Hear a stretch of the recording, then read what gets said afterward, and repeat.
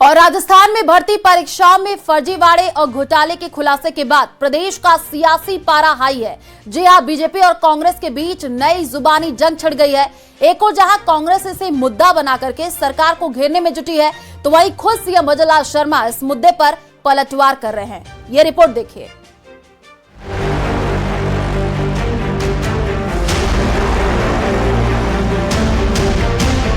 हमारी सरकार लगातार काम कर रही है और उनको पकड़ा गया है और पकड़ के उनको जेलों में बंद करने का काम कर रही है। राजस्थान में पेपर लीक और ओएमआर कांड पर शुरू हुई सियासी जंग थमने का नाम नहीं ले रही। सूबे के मुखिया भजनलाल शर्मा ने अब खुद मोर्चा संभाल रखा है। वो लगातार इस मामले पर कांग्रेस पर हमलावर है। जयपुर में एक कार्यक्रम को संबोधित करते हुए मुख्यमंत्री ने युवाओं को भरोसा दिलाया कि पेपर लीक करने वालों को बख्शा नहीं जाएगा। अधिकारी हो या नेता, किसी दोषी को छोड़ा नहीं जाएगा। लगातार आप देख रहे हैं, लेकिन मैं कहना चाहता हूं, यह मैं आपको इसलिए भी कहना चाहता हूं, पिछले 5 साल आपने पिछली सरकार को देखा था, युवाओं के साथ कुठाराघात होते थे, उनके पेपर लीक हो जाते थे। युवा क्या मन में सोचता था, मैं आपसे इतना ही कहना चाहता हूं, जब उनके लोग पकड़े जा रहे हैं, लगातार हो रहे हैं ना, कभी 19 की आती है तो कभी 20 की आती है, कभी 21 की आती है। अरे मेरे युवा भाइयों, विद्यार्थी साथियों, मैं आपसे इतना ही कहना चाहता हूं, आपके सपनों को रौंदने वाले को, चाहे वो कितना भी बड़ा हो, किसी भी तरह से नहीं बख्शा जाएगा, कैसे भी नहीं बख्शा जाएगा। और आने वाली पीढ़ी को मैं विश्वास दिलाता हूं, आप मन से पढ़िए, आगे आइए, आपको किसी भी समस्या का समाधान नहीं करना होगा। अगर जिसने गलत किया है, चाहे अधिकारी हो, चाहे कोई नेता हो, चाहे कोई कैसा भी व्यक्ति हो, जिन्होंने मेरे युवाओं के साथ चोट की है, उसको किसी भी प्रकार से नहीं छोड़ा जाएगा। एक और जहां मुख्यमंत्री ने सरकार के ठोस कदम उठाने का जिक्र किया है, वहीं इस मामले पर विपक्ष सवाल उठा रहा है। कांग्रेस प्रदेश अध्यक्ष गोविंद सिंह डोटासरा का कहना है कि पिछले 2 साल से ओएमआर शीट बदलने और नंबर बढ़ाकर नौकरियां बेचने की बेईमानी चल रही है। इसको राजनीतिक चश्मे से नहीं देख करके युवाओं के साथ में कोई भी अगर इस तरीके क्या जो करता है, पेपर चोरी का, या चाहे स्कैन कराने की बात हो, चाहे पेपर चोरी, उनके खिलाफ सरकार को सख्त से सख्त कार्रवाई करनी चाहिए। और मैं तो ये कहता हूं कि हमारी सरकार ने जो कानून कड़ा बनाया था, उस कानून की पालना हो। ये कोई राजनीति का विषय नहीं होना चाहिए कि कांग्रेस ने परीक्षा करा दी इसलिए बेईमानी होती रहे तो हम उसको सही बताएं। नहीं, हम सही नहीं बताएंगे। हम यही कहेंगे कि किसी भी बच्चे के भविष्य के साथ में कुठाराघात नहीं होना चाहिए। वहीं कांग्रेस के पूर्व मंत्री हेमाराम चौधरी का भी एक बयान सामने आया है, जिसमें उन्होंने मुख्यमंत्री से घोटाले में शामिल सभी लोगों को सलाखों के पीछे भेजने की मांग की है। भजनलाल जी मोरे टाइम में भी जन भी बदमाशी की है, चाहे नहीं की है, हेमाराम भी बदमाशी की है, हेमाराम ने जेल के शिकंजा में बंद करो, ताकि आने वाले टाइम में कोई कार्रवाई नहीं, गलत काम नहीं करे। ओएमआर कांड का ये पूरा मामला तब सामने आया जब एसओजी ने आरएसएसबी के तकनीकी प्रमुख समेत 5 आरोपियों को गिरफ्तार किया। इन आरोपियों ने फर्जीवाड़ा कर 38 अभ्यर्थियों की सरकारी नौकरी लगवाई थी। एसओजी की जांच में सामने आया कि महिला सुपरवाइजर, कृषि पर्यवेक्षक और प्रयोगशाला सहायक भर्ती 2018 के रिजल्ट में सुनियोजित तरीके से छेड़छाड़ की गई। आउटसोर्स फर्म के कर्मचारियों ने ओएमआर शीट की स्कैनिंग के बाद कंप्यूटर सिस्टम में मौजूद ओरिजिनल डेटा से छेड़खानी की और कुछ अभ्यर्थियों के नंबर बढ़ाकर उन्हें चयनित कराया। फिलहाल इस मामले पर अब प्रदेश में जमकर सियासत हो रही है। Bureau report, news 18 Rajasthan.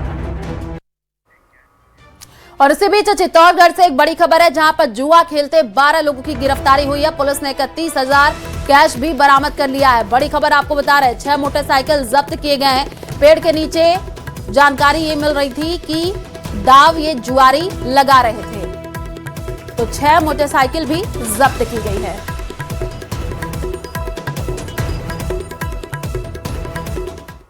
और सलाखों के पीछे पनपी एक प्रेम कहानी आज सुर्खियों में है।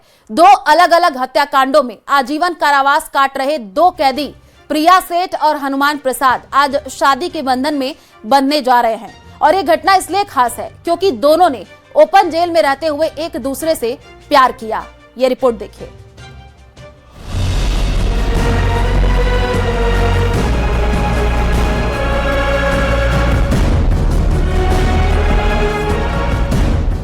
कातिल हसीना को हुआ हत्यारे से प्यार। 4 महीने के लिव इन के बाद रिश्ते पर मुहर। क्रूर हत्यारों की चौंकाने वाली प्रेम कहानी।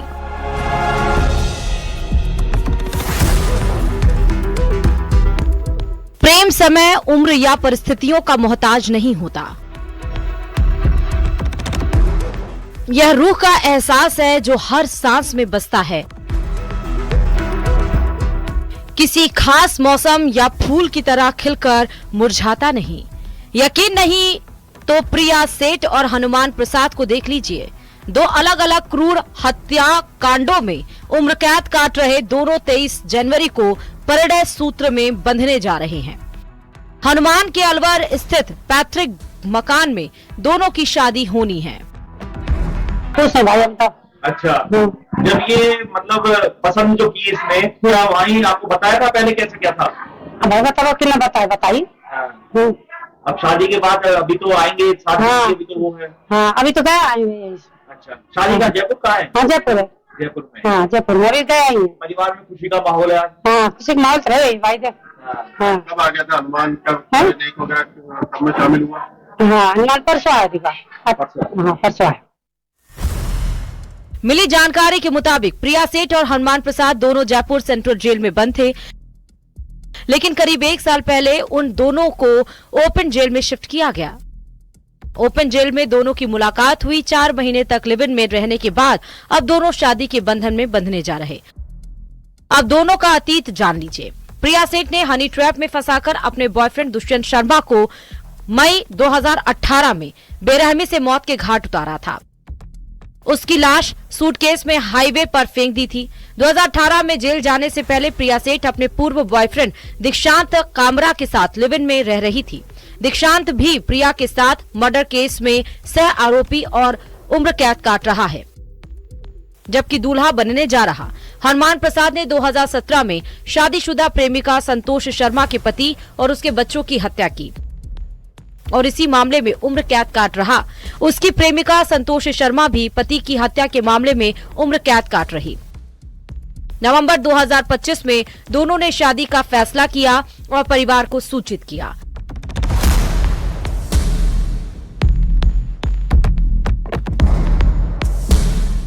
इसके बाद शादी का कार्ड छपवाया और दिसंबर में पैरोल के लिए आवेदन किया।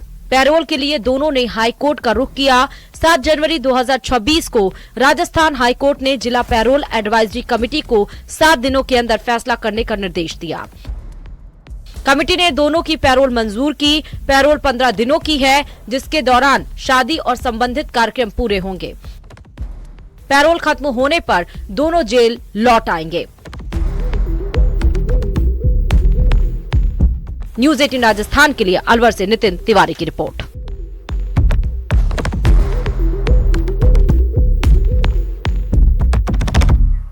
और सिरोही के माउंट आबू से खबर है, जहां पर वन्य जीवों को फंसाने के लिए तार लगाने वाला गिरफ्तार हो गया है। आरोपी सोमराम जोगी को वन विभाग ने गिरफ्तार किया है। निगरानी के दौरान आरोपी को संदिग्ध अवस्था में पकड़ा गया है। कोर्ट ने आरोपी को न्यायिक हिरासत में जेल भेजा है।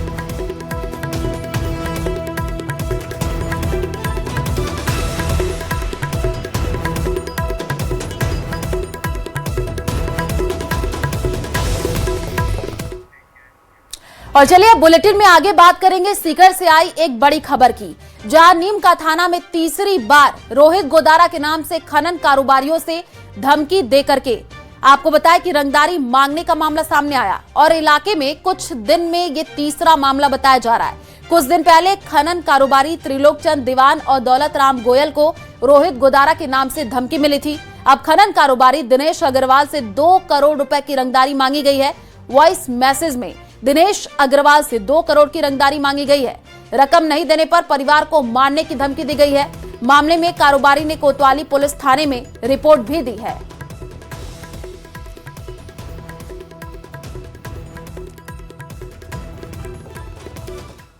नीमका थाना के एक व्यवसायी के पास वॉइस मैसेज आया था, जिसमें रोहित गोदारा गैंग के राहुल जनाव की तरफ से फिरौती मांगी गई है, जिस पे हमारे को रिपोर्ट प्राप्त हुई है। उस पर मुकदमा दर्ज कर लिया गया है और जांच जारी है।